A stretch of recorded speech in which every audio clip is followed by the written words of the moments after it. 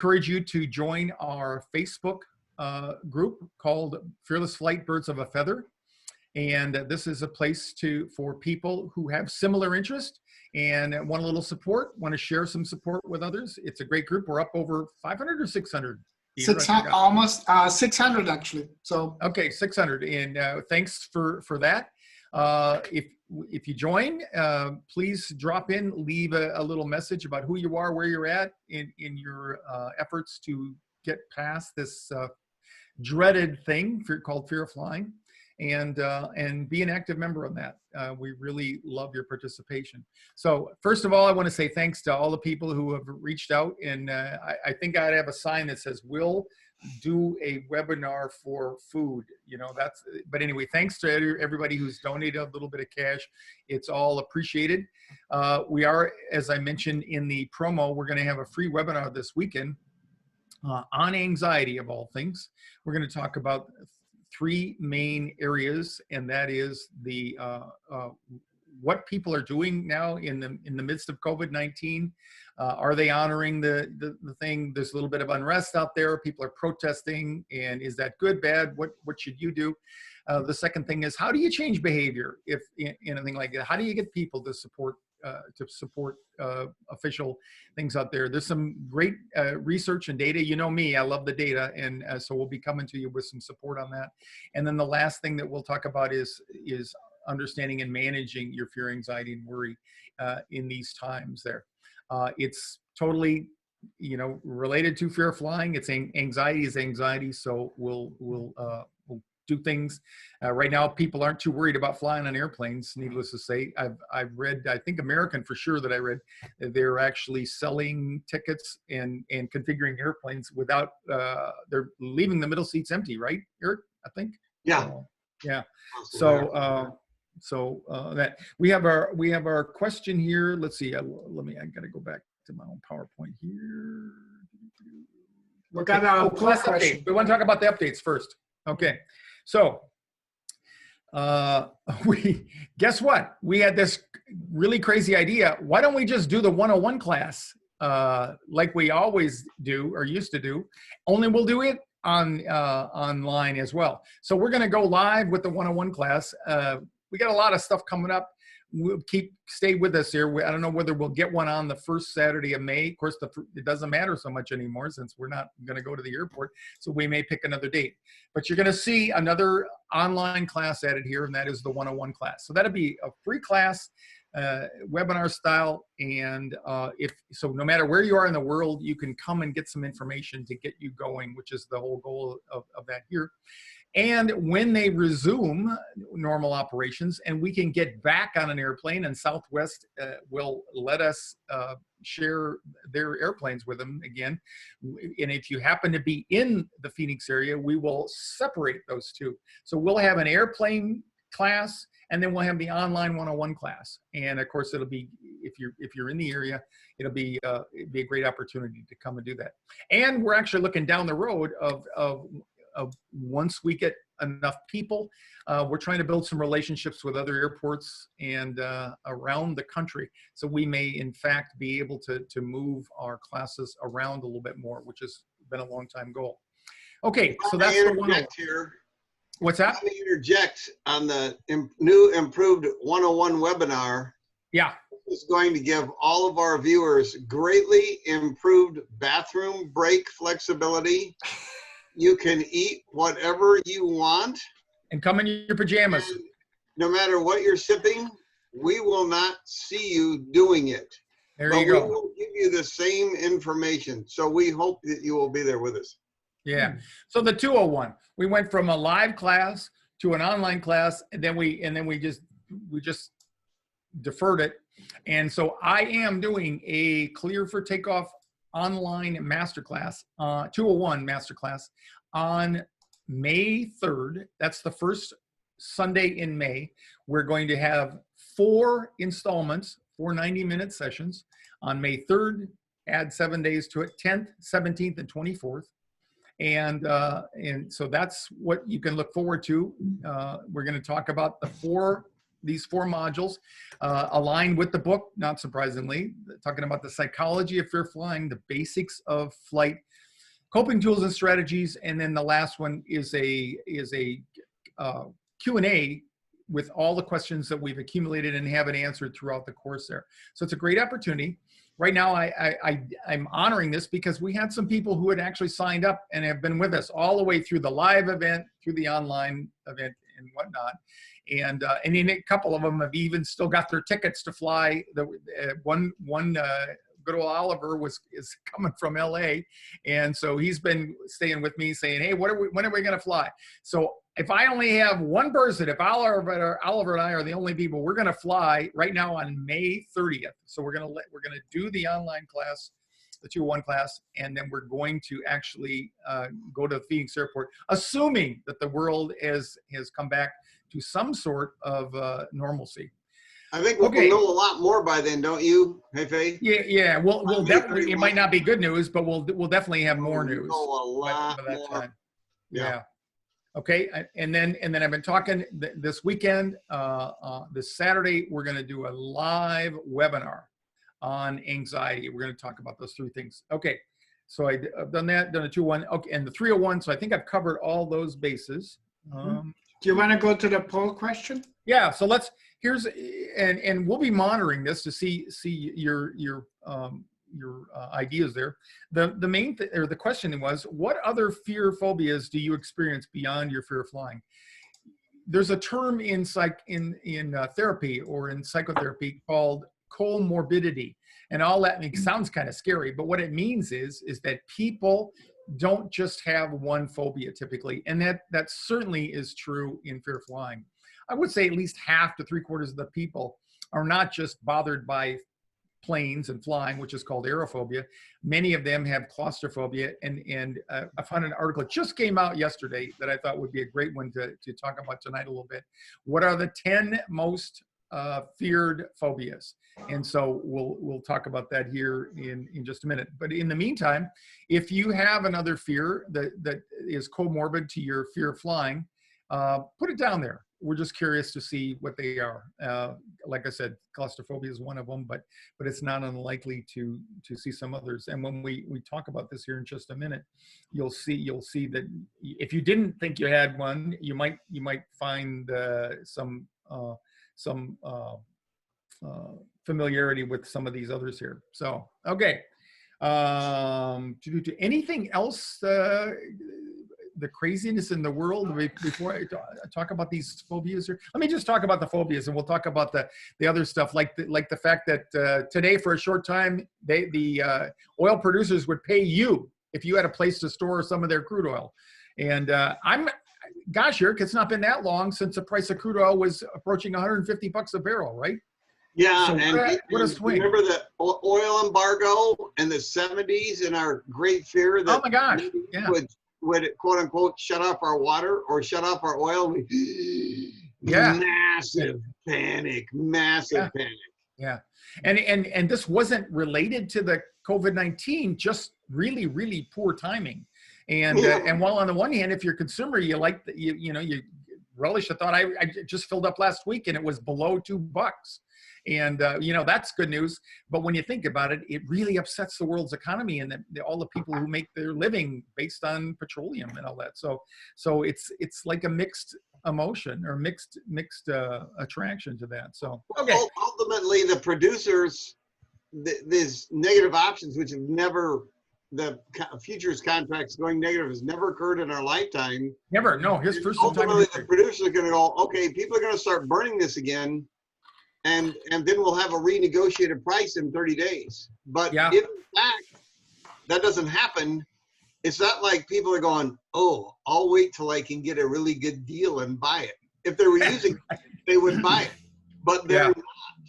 Yeah. And if the producers don't blink, there will shortly be nowhere to put it. Yeah. And what I find fascinating, because I'm a fiscal conservative, but I'm an old tree hugger, and the older I get, the softer I am.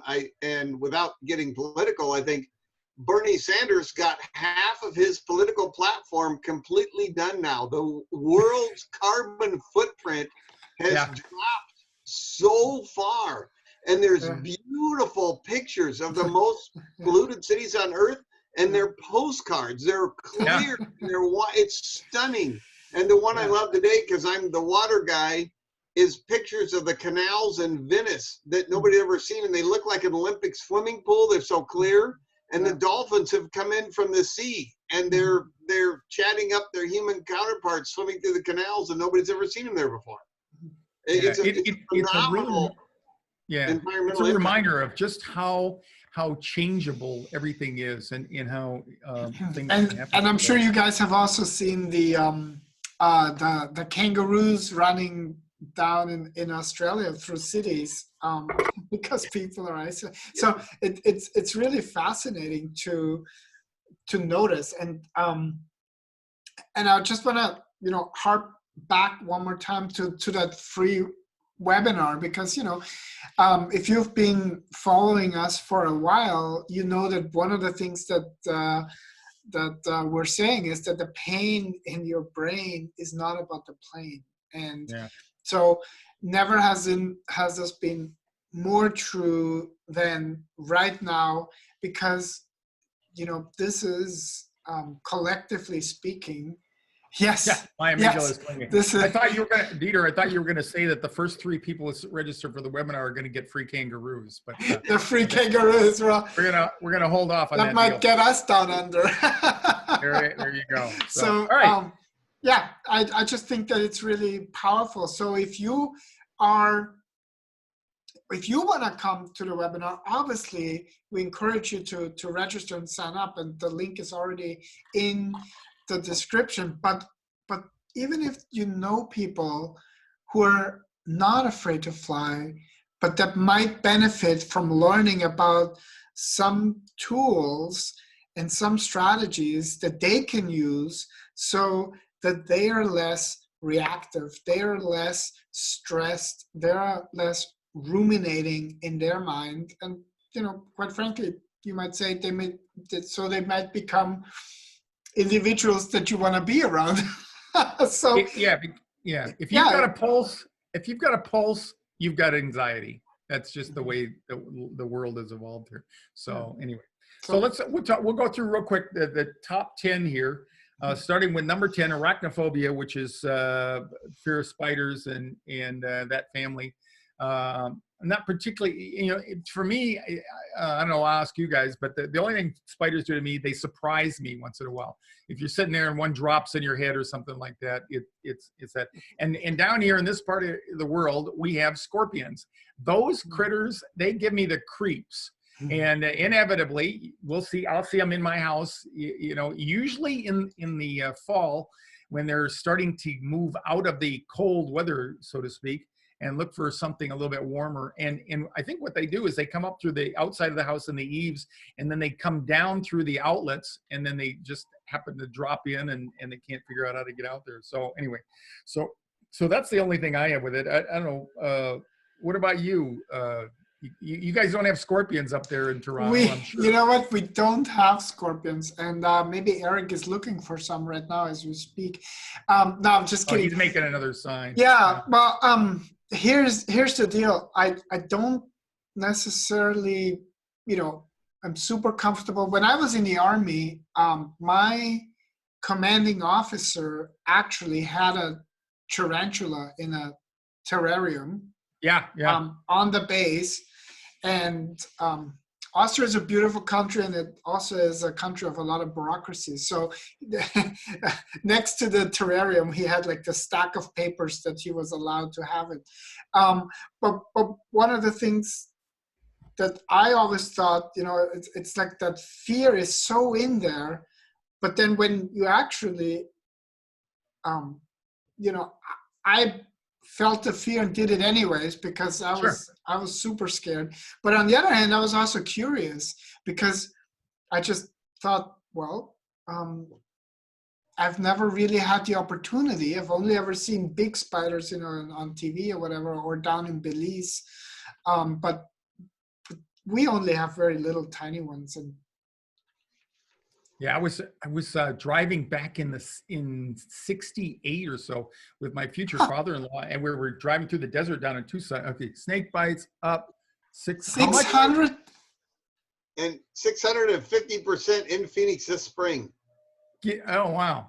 So And that could be, yeah. Wow. And I'll tell you why. The snakes, are they? Hold it for the snakes. We're gonna get to them because they're on the list here. Sorry, yeah. I'll wait till you get to. I knew the snakes would come up, so I had to make the sign. Yeah. So my tarantula story was similar. We're driving down the over Hill and Dale out in East Tucson back in '68 or so, and we saw a spider crossing the street. You know, at 60 miles an hour, if you could see a spider, it's got to be a big mother. It's a big one. And it was a tarantula, and it was fascinating. And I did something I probably shouldn't have done. I had to have it, catch it, and I took it home back to Colorado Springs at the time, and I had this big plan to put a honeybee in there and see who was the victor. You know, and they both died. So I don't know what the deal was, but probably shouldn't claim that. I didn't know you were a sadist, Ron. That's terrible. I know. Yeah, it was just the juvenile in me, I guess. Okay, moving up, number 9. I think these are ranked in order. It's a different century, Eric. Yeah, and this is here's the snakes. Ophidiophobia. I didn't know that. I didn't know that that's fear of snakes. And snakes, like some others, like one we're going to talk about, fear of heights. Those are. They believe those are innate to our amygdala. So you don't have to have that one. You don't have to, you don't have to worry about that. You have that, you come by that naturally. So naturally we are like that. And I remember an interesting study they did with chimpanzees, and they would do the same thing. They would be startled as soon as they had, saw a rubber hose, or until they realized that it wasn't a snake, wasn't harmless. So 650%, the number of increases, that percentage of increase in snake bites. 650% increase in snake bites this spring. And I won't take the whole show, comment shortly. And it's not because the snakes are more unpleasant. Yeah. It's not because they've lost a lot of money in the market. Because everything's closed. And that's what I was going to say. More hiking. Cabin fever, it's forced everybody outside doing stuff. And many of the people forced outside are not outside kind of people. And my favorite ones, because I'm a bad person, I try and be a good person, but I love this, is people seeing a snake in the wild for the first time, attempting to take a cell phone picture of it. And there's many good pictures of the snake at full extension just before it's nailing the camera holder. Don't take a cell phone picture of a snake. Don't do it. So they're going way up. And on a related deal, because I love it, the Phoenix police actually made a public service plea for people not to call 911 when they see coyotes. But then they attached to this plea. They said, if you see a coyote moving a heavy object onto an overpass or high elevation, then you can call 911. If you see a coyote by a giant pile of birdseed and it says free birdseed and the coyote is by a magnet or electromagnet, you can call 911. The coyote's receiving a package that says Acme, 911, or is experimenting with roller skates and or model rocketry at the same time, then call 911. Otherwise, do not call us if you see a coyote. Thank you. And especially if he has a T-shirt on that says Wiley. Wiley. Yes. All right. Number 8, acrophobia, fear of heights. Of course, many fearful flyers claim this one. It's believed that it's mostly related if you've been traumatized, but also they believe this is part of our evolution as well. So not unlike snakes, this one evolved as our environments changed. People became more afraid of being in high places. Number 7, that's where we fear flying. Acrophobia stands up on this list here, and says anywhere between 10 to 40. That's consistent with my experience there. I just kind of rounded off at 25% or so, but there's a lot of people out there, so you're in good company. And it says in here, this is strange because airplane accidents are not very common. That is because, as you all well know, it has nothing to do with the pain in your brain. It's not about the plane, as Dieter reminded us of. It's about your fear center that's run amok there and taken you with it. Okay, the next one here, I didn't know this is what it was called. It's called cynophobia. I would have got that a multiple guess. Fear of dogs. And So all mailmen, I think this is a prerequisite for a mailman, or at least they walk away from the profession with that. I guess it really is serious for mailmen. They have people that end up being traumatized and have to leave their jobs or go into other lines of work. So, and like most things, it is irrational. But if you have it, it's probably still scary.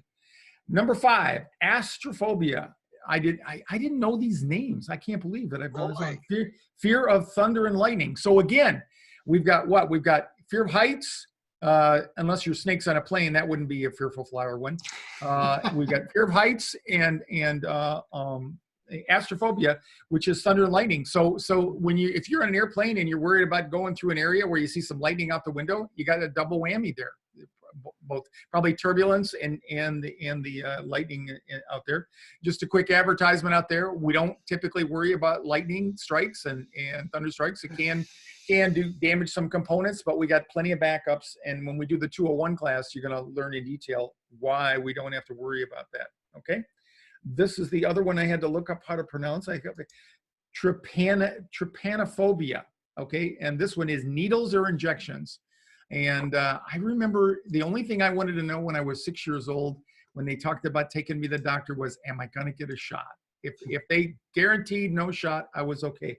But to my credit, I remember very early in my life, I think I was only about 6 or 7. And I just had this thought one day, probably one of my first flirtations with mindfulness. I remember telling myself, okay, so if they give you a shot today, and of course, usually when you're little, they give it to you in the butt, but this one was going to be in the arm. And so I remember saying to myself at really very early in life, just look away and let it be a surprise when you feel the thing. And from that day on, I started to resolve my anxiety about going to the doctor and fear of shots there. So yeah, so that's that one. That's number 4. Number 3, and moving up, is social phobia. Also known as social anxiety disorder, fear of social situations. And I think, again, if we look at fearful flyers, this describes why most fearful flyers report as a higher level of concern than even crashing or dying or turbulence or being close in there, is the fear that their condition will be disclosed to the people around them and they'll be embarrassed. So I would say that social phobia is very much a comorbid fear. And if you come to our classes, or one of the things that always is fascinating is that people are so surprised that they're not the only one. Yeah. And the other thing that's true is that when you really, look at it, it takes the average fearful flyer about 10 years, right? So what is it that for such a long time impedes, wellness, right? It's really, really powerful. And crazy. I'm not a head shrink guy like you guys, and one of the most fascinating things for me to see when we have group classrooms, and we will certainly be back to those, is watching people turn the corner and then see the number of people seated there. They look like they've seen a white rhino in a pink tutu serving martinis. They stop in their tracks. They cannot believe that they're not the only one there. It's a stunning thing. Yeah. 15 years ago, I was doing a 101 class at Sky Harbor, and we probably had 50 people in there. And one lady was describing her fear and some of the irrational parts of it, which she recognized, but still couldn't prevent the anxiety. And right in the middle of her story, she was talking about it actually led to her asking to be let off the airplane after they'd pushed back from the gate. So it got her a lot of unwanted attention. They did push back, and they actually brought her down on the ramp, which was because it just wasn't convenient to go back to the gate.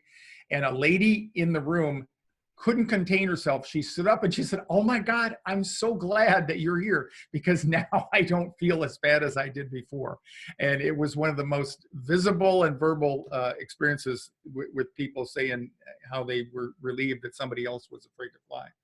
Number 2 on the list, agoraphobia. I always thought about this, about being out in open places. Actually, this definition is a little bit different. It says people are afraid that they'll be in a situation alone and unable to escape successfully. So, and it does relate it to open spaces, but also crowded spaces. So it's not necessarily, if you feel trapped somewhere, it may not be solely your claustrophobia that's causing that. It may be your agoraphobia, fear of being able to get out. And I would say the way most people that confess to us that they do have claustrophobia and worry more about the door closing rather than the airplane crashing, I would say that this is more common for them in their explanations. I'm going to look at this in greater detail in the future, but when I think back on people who describe this, they're really describing more agoraphobia than they are claustrophobia, because they're worried about being trapped in the airplane there. And panic disorder is a common extension of that. Okay, and then the last one, big number 1. Number 1, and wow, what a time for that. Mesophobia, fear of dirt and germs. I think even Trump kind of attributes to this one, right? He was a hand washer before it was therapeutic, and excessively cleaning every surface in the living space and hand washing. Also related to OCD and compulsive hand washing for some people. Did you fly with guys like that, Ron? Because I have a ton of them. Occasionally, yeah. Did you ever thought about opening a bar or going into waste management? I mean, you're in the wrong. Yeah. And this is before that. Yeah. They're crazy. No, it's I mean, you work with a whole panoply of individuals, when you fly up there, and you're only 3 feet away from them for extended periods of time, and you get to know people in depth. And I won't even go into some of the other things that went on in some of those guys. I was flying with this one guy one day, and he says to me, we'd flown together before, and he says, we're just sitting there. We've been flying about an hour or so, and he says, do you believe in flying saucers or UFOs? And frankly, when the word believe is a hard one to grasp, I think that it's possible, for gosh sake. I'm not arrogant enough to think we might be the only ones in the universe. And then his next question was, or his next statement was, well, I know where they come from. And at first blush, I wasn't sure whether I should laugh. And I elected not to, and I'm glad, because then he went on with this grandiose scheme of where they came from. Where do they come from? I don't even think I should go there, but it's kind of like some of the popular beliefs out there. It's from a moon behind Jupiter and all that, And he had some easy, like Roswell or something. No. No. This was he knew that he knew where they really came from. So anyway, and he was just really a pretty easy guy to fly with and very confident and all that. So we had but it was an interesting discussion, and it made me a little bit more protective about how I reacted to some of the things he said after that. So anyway. All right. So those are the top 10, and Fear Flying makes it. It almost always makes it. And like I said, we have like 4 or 5 others that are probably related to people who have fear flying. And so come to the webinar this Saturday, and we'll talk about what do you do with the resulting anxiety, because it isn't about the plane. It's about your brain. And so we're going to talk about how, what some of the beliefs you may have heard me talk before about our so-called elephant brain and the rider. We're going to go back on that a little bit. We're gonna basically talk a lot about the chapter 1 and chapter 2 of my book, How to Overcome Your Fear of Flying, or How to Overcome Fear Flying. And so if you got that, you might want to read chapters 1 and 2 a little bit. And we're going to talk about specifically how those things relate to the COVID-19 era that we're in, and maybe find some things that give you a little bit more peach. So that's peace this Saturday. I think the time we decided on was 10 o'clock, right, Dina? 10 o'clock Pacific time, noon Central, and 1 p.m. Eastern time. Yeah.